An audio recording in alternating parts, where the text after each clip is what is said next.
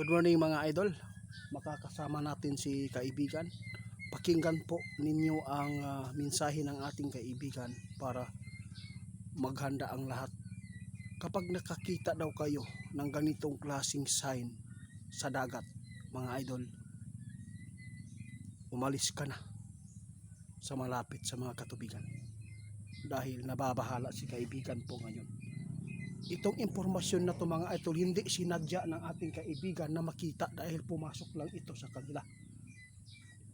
Pilipinas, isa po tayo dito sa sentro ng pinaka malakas o pinakamaraming sakuna na mangyayari dito sa Pilipinas. Tandaan po ninyo yan. Pakinggan po ninyo mga idol para ma-share po ninyo sa mga kamag-anak ninyo na itong sign na to ay hindi ito biro, hindi ito normal.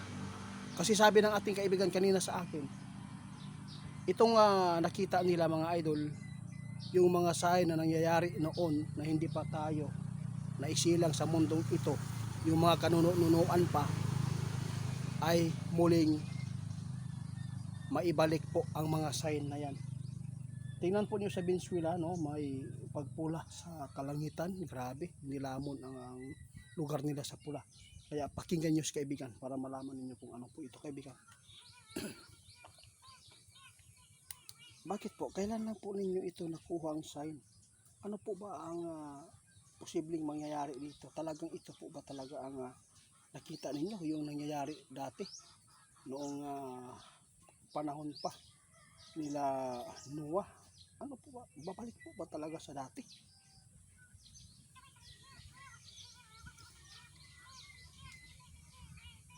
Patay na.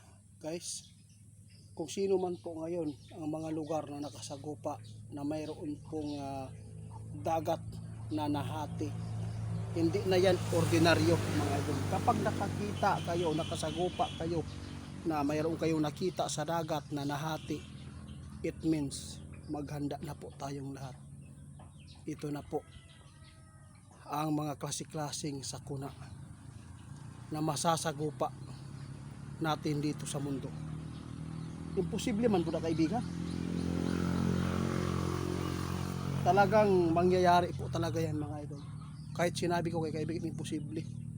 Paano nahahati? Kung nahati man dati ang dagat, imposible man ngayon. Lalo na sa mga tao, grabe makasalanan po mga idol.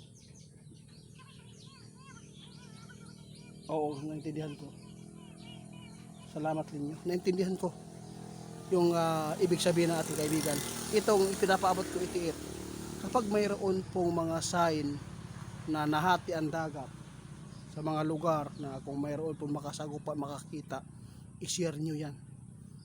Dahil malaking kababalaghan ang mangyayari sa mundo ito. Mga idol, isa po ang sakuna na pinaka delikado na mangyayari sa mundo at posibleng marami ang buhay po na mawawala. Tama ka, hindi talaga kapanipaniwala sabi ng ating kaibigan kung ang tao po ang magpasya, pero sa kanila mga idol talagang nakikita nila ng ating kaibigan na mayroon po talagang mga lugar, hindi lang dito sa atin, sa ibang bansa, no? Baka may makasagupa dyan na nahati ang dagat. Ibig sabihin nito talagang may Diyos at malapit na ang wakas. Ano po ba ang wakas? Hindi magwawakas po ang mundo kundi ang tao.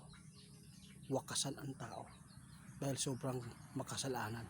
Kaya tandaan natin mga sign na dapat ninyong paghandaan, na ito ang sinasabi ng ating kaibigan. Kapag nakakita kayo ng tubig na nagkulay dugo na at tumagal ito ng 1 week, at itong sinasabi ng ating kaibigan, mayroon pong mga dagat na nahati sa ibang mga lugar, kung mayroon makasagupa, yun na ang babala na malapit na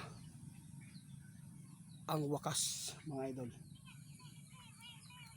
Tama ka, hindi wakasan ang mundo mga idol kundi ang tao dahil sa makasalanan. Grabe yung sinabi ng ating kaibigan. I-share daw ninyo dito mga idol kung naamay makasagupa nga na nga mga sign Pagkatapos kapag mayroon pong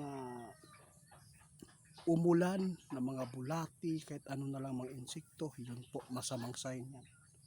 Tandaan natin. Dahil si kaibigan ngayon nababahala dahil mayroon pong pumasok na makababalaghan po sa kanilang karian ng mga sign na mangyayari daw dito sa ating mundo. Kaya ipinapaabot po namin ito para mapaghandaan po natin ang mangyayari, dahil ang sakuna mga idol, grabe na ang nakita ng ating kaibigan.